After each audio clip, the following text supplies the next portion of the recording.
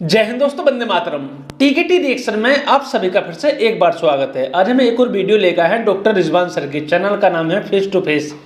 भारत में मुसलमान दबले कुचले हैं, भारत में मुसलमान डर रहे हैं, भारत में ये है, भारत में मुसलमानों के साथ ये हो रहा है। ये जितने भी लोग बोलते हैं उनके लिए वीडियो है आज की, पूरी अंत तक जरूर देखिएगा। साथ ही में पाकिस्तानियों को भी दिखाना चाहेंगे कि भाई देख लो यहाँ के मुसलमान कैसे हैं, इतने ज़्यादा खतरनाक हेट स्पीच कर रहे हैं। और यहाँ पर भारत के अंदर हेट स्पीच करने पर हिंदुओं को उठा लिया जाता है और बाकी अन्य समाजों को सर पर बैठा लिया जाता है। अभी दिखाएंगे। साथ ही साथ जो टाइटल है मैं आप सभी को बता देता हूँ, आप रिलेट कर पाएंगे अच्छी तरह से। मौलाना मुफ्ती सलमान अजहरी अरेस्ट, नाम सुना आपने। इन्होंने काफ़ी ज़्यादा भाषण दिए हैं और हिंदुओं को लेकर काफ़ी कुछ बरगलाया है। अभी ऐसे बरगलाने वाले और भी मौलाना मुफ्ती निकलेंगे और साथ ही में इनका इलाज भी अच्छे से होगा। क्योंकि हिंदुस्तान में जब आप लोग अच्छी तरह से रह पा रहे हैं, हर एक की बात नहीं कर रहे हैं, इस तरह के लोगों की बात करें, जब आप लोग अच्छी तरह से रह पा रहे हैं तो क्यों दूसरे हमारे शरीफ भाइयों को आप इस तरह से बरगलाते हैं। इसके ऊपर वीडियो चलिए देख लेते हैं क्या बोले डॉक्टर रिजवान सर। तो नमस्कार, सत श्री अकाल, अस्सलाम वालेकुम। कैसे हैं जनाब? तो साहब पहले सुनते हैं कि साहब वहां पहुंचे तो मौलाना की बोली बात को कैसे ये रफू कर रहे हैं। आइए पहले ये सुन लेते हैं। मुझे पता चला सुबह में, मैं थाने में अभी आया जस्ट, तो मैं घाटकोपर पुलिस स्टेशन में भी आया। मुफ्ती सलमान अजहरी साहब से मेरी मुलाकात हुई, मैंने उनसे बात की। उन्होंने बताया वारिस साहब 31 तारीख को जूनागढ़ में जो उनका एक जो बयान हुआ था, तो वो उनके बयान में उन्होंने कहा कि मैंने किसी की भी हमारे हिंदू भाइयों की ना भावना को ठेस पहुंचाई है, ना किसी धर्म विशेष के अगेंस्ट में मैंने कुछ बोला है। बस वहां पे एक भाषण था, एक अशार था, वो मैंने पढ़ के सुना दिया। फिर यहाँ आने के बाद उनको पता चला कि कुछ केस हो गया है। जी, एक अशार था यानी कपलेट था, एक दोहा था, वो मैंने सुना दिया है। वो क्या दोहा था ओरिजिनल ये भी सुनाऊंगा, इन्होंने क्या चेंज किया पूरा सुनाऊंगा। देखिए, जब भी कोई गलत बात कोई फ्रिंज हिंदू एलिमेंट बोलता है तो उसकी हिंदू आलोचना करने सामने आ जाता है, और जिसको राइट विंग का कहा जाता है वो भी कहता है कि नहीं ये गलत बात बोली गई है, गलत बात बोली गई है। अगर जैसा जंतर मंतर पे बोला गया था कि मुल्ले कूटे जाएंगे, काटे जाएंगे, राम राम चिल्लाएंगे, गलत बात थी, गलत बात थी। जो वो बात बोली गई थी देश के गद्दारों को गोली मारो सालों को, वो बिल्कुल सही बात बोली गई थी। देश के गद्दारों को गोली मारो सालों को, हिंदू मुस्लिम हो सिख ईसाई मत छोड़ो इन सालों को। क्या प्रॉब्लम है इसमें? वो थोड़ा साला वाला लगा दिया वो एक अलग बात है, लेकिन कोई प्रॉब्लम नहीं है।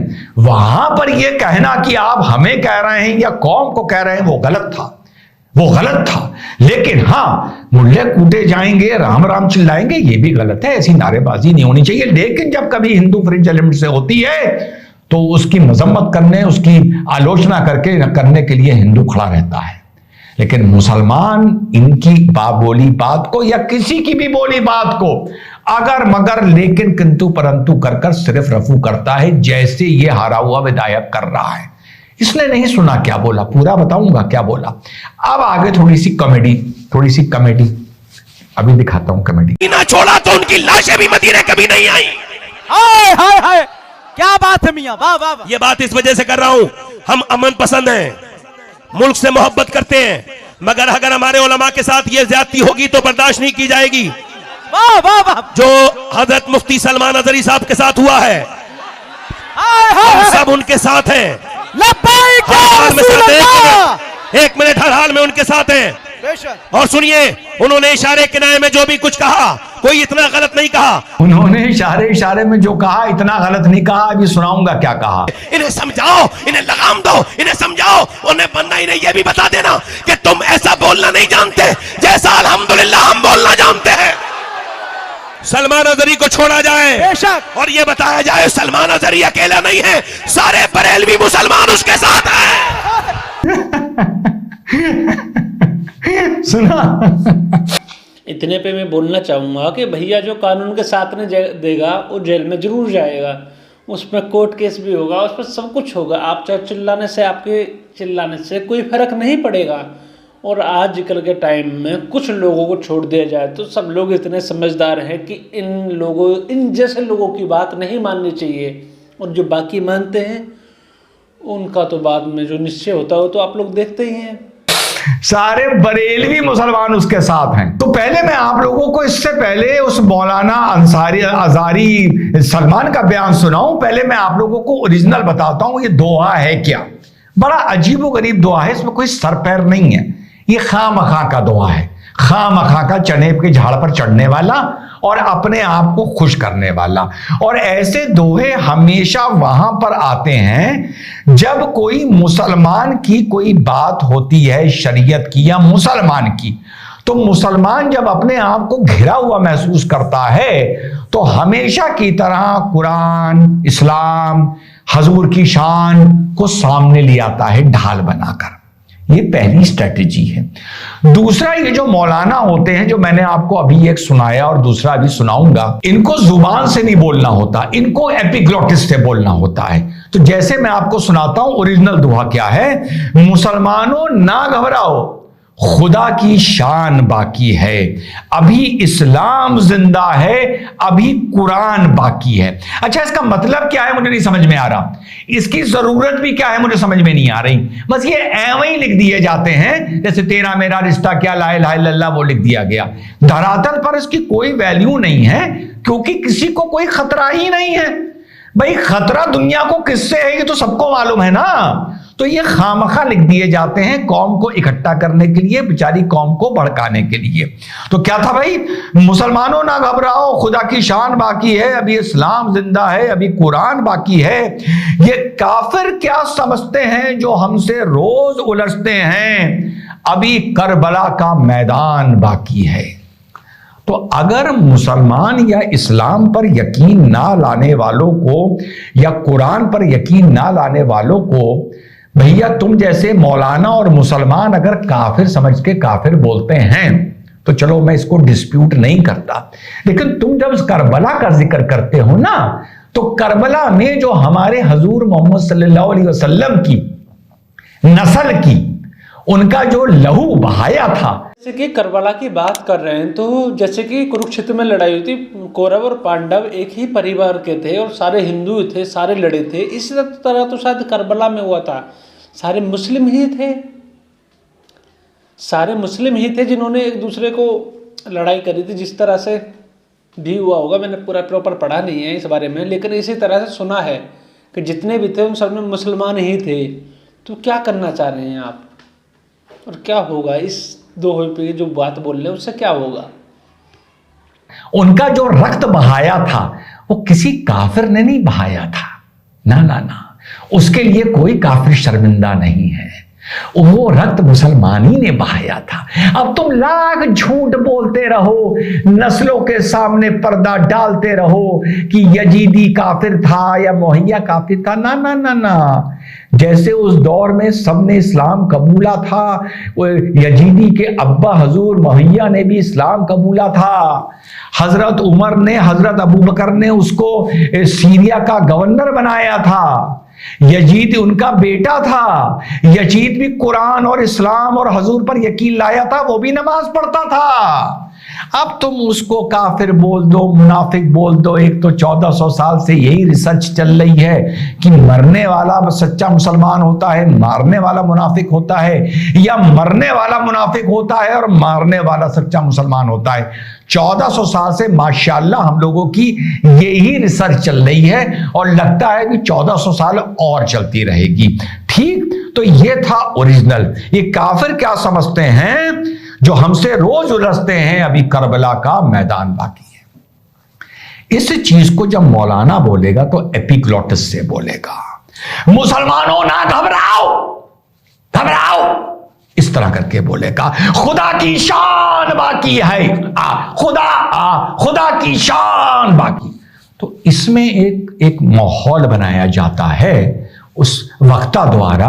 वो इसी तरह बोलेगा, नॉर्मल तरह नहीं बोलेगा, वो अपने अंदाज में झटके खा खा के कुछ चुप हो जाएगा, एकदम बीच में यूं हो जाएगा, इस तरह से बोलेगा। इन लोगों को मैंने बहुत देखा है, बहुत झेला है और बहुत सुना है। अब इसने क्या बोला जिसके लिए वो पागल मौलाना बोल रहा है कि अगर कुछ बोल दिया तुम इधर उधर करके, कोई गलत नहीं बोला, ये बोल रहा है ना। और जिसके लिए ये बोल रहा है कि मौलाना साहब ने तो एक दोहा पढ़ दिया, यानी पॉलिटिशियन भी वही बोल रहा है, मौलाना भी वही बोल रहा है। बोला क्या? इसने इसी को थोड़ा चेंज किया। इसने किया, जो हमसे उलझते हैं अभी तो करबला का आखिरी मैदान बाकी है। जो हमसे उलझते हैं, ये पहले वाले में भी आया था ओरिजिनल में, जो हमसे उलझते हैं अभी तो करबला का मैदान बाकी है, कुछ देर की खामोशी है फिर शोर आएगा, आज कुत्तों का वक्त है कल हमारा दौर आएगा। ये बोला है। बहुत से लोग इसे बीप करके दिखा रहे हैं, मैं पूरा दिखाऊंगा। मैं पूरा इस मारे दिखाऊंगा, जैसे मैंने बोला कि कोई अगर फ्रिंज एलिमेंट गैर मुसलमानों में कुछ गलत बोलता है तो हिंदुओं में ही सैकड़ों लोग खड़े हो जाते हैं उसकी आलोचना करने के लिए। मैंने देखा है आलोचना करते हुए, मैंने सुना है।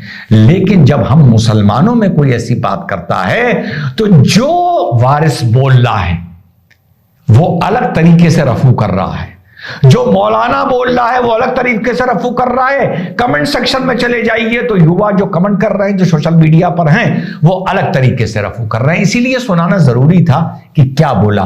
कुल मिला के जहां ओरिजिनल में काफिर शब्द का इस्तेमाल किया गया, वहां जो इस मौलाना ने जूनागढ़ में बोला है, सुना देता हूं। हमसे उलझते हैं अभी तो करबला का आखिरी मैदान बाकी है, कुछ देर की खामोशी है फिर शोर आएगा, आज कुत्तों का वक्त है कल हमारा दौर आएगा, लब्बैक या रसूल अल्लाह। हाँ, जो इसने बोला है, इसने काफिर शब्द को बदल के कुत्ता कर दिया।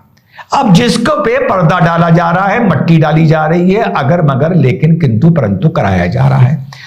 फिर जब इस मौलाना से पूछा गया कि भैया इतने लोग मुसलमान पूरी दुनिया में मर रहे हैं, फलस्तीन में मर रहे हैं, युगांडा में मर रहे हैं, कहीं हर जगवांडा में मर रहे हैं, सीरिया में मर रहे हैं, इराक में मर रहे हैं, एक दूसरे को मार रहे हैं, आईएसआईएस पाकिस्तानियों को मार रहा है, पाकिस्तान ईरानियों को मार रहा है, ईरानी पाकिस्तानी को मार रहे हैं, सब एक दूसरे को, तो क्या है?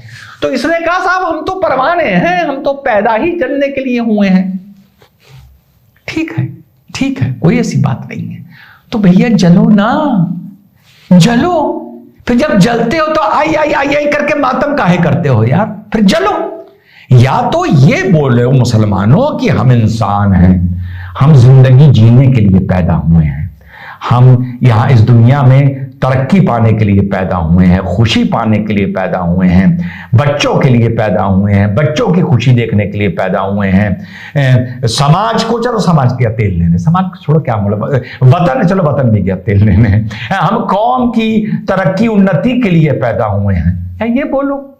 और हमें जीना है और कौम की तरक्की उन्नति करनी है। समाज और वतन का मैं नाम नहीं ले रहा, वो टाइम नहीं खराब करना चाहता, वो छोड़ो, वो चुल्ले में गया। ठीक, ये बोलो यार। एक तरफ तुम कहते हो हम जिए तो गाजी, मरे तो शहीद, हम तो परवाने हैं, हमारा तो काम जलना है। तो फिर पैलेस्टीन में जल गए ना परवाने 28,000 और 7,000 परवाने गायब हैं। तो कितने हो गए? 28 + 7 35,000। तो फिर उनका मातम काहे को डबल स्टैंडर्ड खेलते हो? जो बोलो उसकी इज्जत रख लो।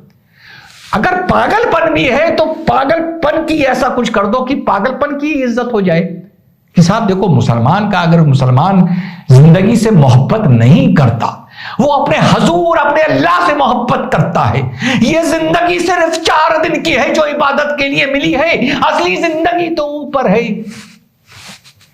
या तो ये बोलो और फिर मरने, जलने, कटने का मातम ना करो। कहो ये तो जिंदगी बेईमानी है, ये तो जिंदगी ही नहीं है। या तो ये बोलो। और अगर मरने, जलने, कटने का मातम करते हो और अफसोस होता है और दर्द होता है, तो उस हिसाब से बातें बोलो, उस हिसाब से नस्ल को तैयार करो, उस हिसाब से तकरीरें करो, उस हिसाब से मौलाना चलो। भाई कोई गलत बात कह रहा हूं क्या? यानी दोनों तरफ चलोगे। एक तरफ अस्तीने चढ़ा के दादागिरी करोगे और कहोगे मौत से नहीं डरते, मरने से डरते, जलने से नहीं डरते, हमें जिंदगी तो 4 दिन की है, वो इबादत के लिए मिली है, बाकी जिंदगी तो ऊपर है जन्नत की। एक तरफ तो ये बोलोगे और दूसरी तरफ आई करोगे। यार ये कौन सी स्ट्रेटेजी है यार? ये कौन सी बात है? अगर बोला है तो फिर उसको निभाओ एक कौम की तरह।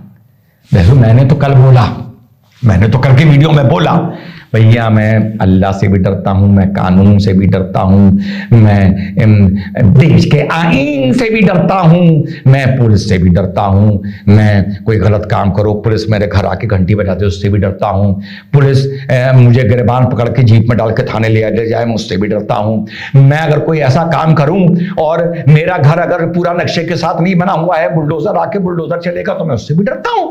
देखो सिंपल, तुम नहीं डरते हो, तुम सिर्फ अल्लाह से डरते हो, ना पुलिस से डरते हो, ना कानून से डरते हो, ना बुलडोजर से डरते हो, ना जलने से डरते हो, ना मरने से डरते हो। तो फिर रिजवान हाय हाय हाय हाय करे तो समझ में आता है, क्योंकि भैया रिजवान तो कह रहा था वो डरता है, पूरी एहतियात कर रहा था, गलती हो गई, बुलडोजर आ गया, डंडे पड़ गए तो आइए। तुम तो डरते ही नहीं हो किसी से, तो फिर ऐसी बातें क्यों करते हो? शान से जियो, कुटो, मरो, जलो, पिटो, बुलडोजर चले, क्या फर्क पड़ता है? तो यही बस मेरा एक पैगाम है कि मौलानाओं से बैठ के एक बार, मैं तो इनकी तकरीरों में बहुत हो आया, जब 10-11 साल का था तब जाना शुरू कर दिया था, तब जाना इनकी तकरीरों में। फिर मुझे लगा, मैंने कहा यार ये क्या बोलते हैं, ये क्या बोलते हैं यार, ये तो यार पागल बना देंगे मेरे को, हैं? तब मैंने जाना छोड़ा। पर जिसको भी शौक है इनकी तकरीरों का, आज शाम को घर में मीटिंग कर लो और तय कर लो कि हम डंडे से, बुलडोजर से, पुलिस से, कानून से, मौत से डरते हैं या नहीं डरते हैं। कीड़ा का डरता है, कीड़ा जिसके ना बच्चों का पता, ना घर ना बाहर, कीड़े को भी हटट करो तो जान बचा के भागता है। कितना डरते हो ना मरने से और पिटने से और जलने से और कुटने से, ये तुम्हें खुद पता है। ऊंचा मत थूका करो, थूक आके मुंह पे गिरता है और वो तुम्हारे मुंह पर नहीं गिरता है, वो कौम की इज्जत आबरू के मुंह पर गिरता है। तो इन मौलानाओं के साथ बैठ के तय करो कि तुम डरते हो या नहीं डरते हो।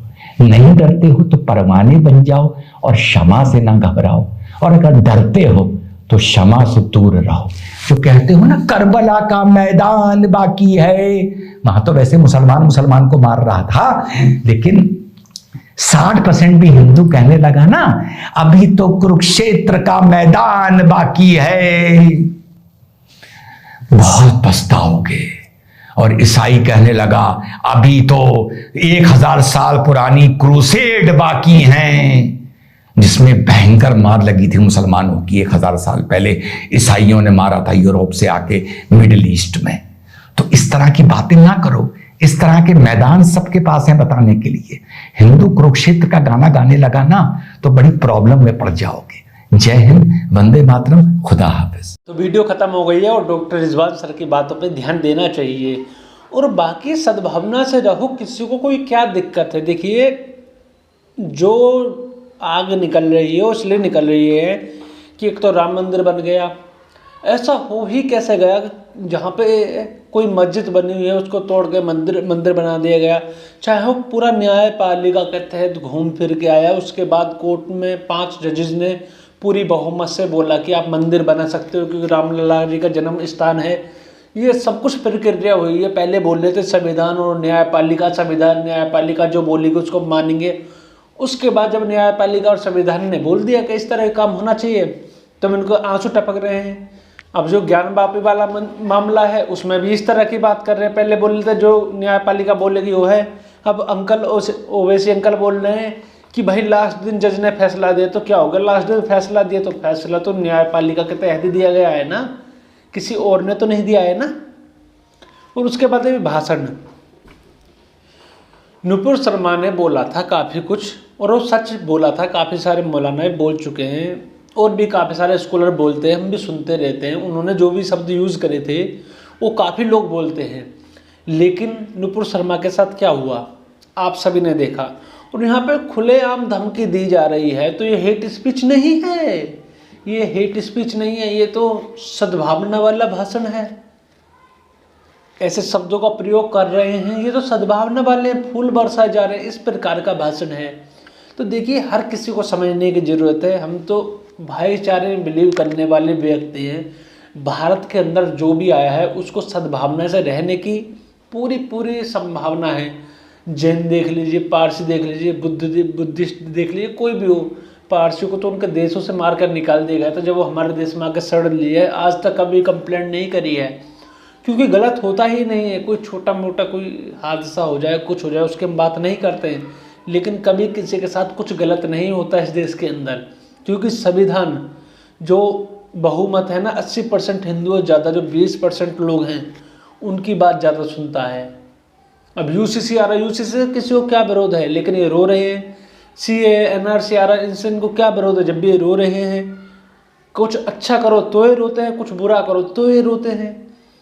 तो ये आदत बदलने की ज़रूरत है। बाकी आप सब लोग कमेंट करके बता सकते हैं कि किस तरह से और क्या हो रहा है ये, और हमारे चैनल को सब्सक्राइब जरूर कीजिएगा। जय हिंद दोस्तों, वंदे मातरम।